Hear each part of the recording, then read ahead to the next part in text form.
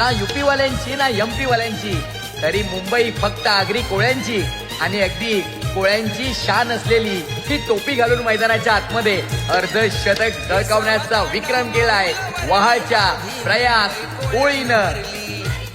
लाल टोपी घालून मैदानाच्या आतमध्ये उतरतो, 50 धावांचा डोंगर तो सहज उभा करतो, तेव्हा आगरी कोळ्यांचा झेंडा अभिमानानं उंच आकाशात फडकतो आणि प्रेक्षकांच्या ओठावरती फक्त आणि फक्त वहाळ गावच्या वाघाचं प्रयास कोळीचं नाव आपोआप चमकतो।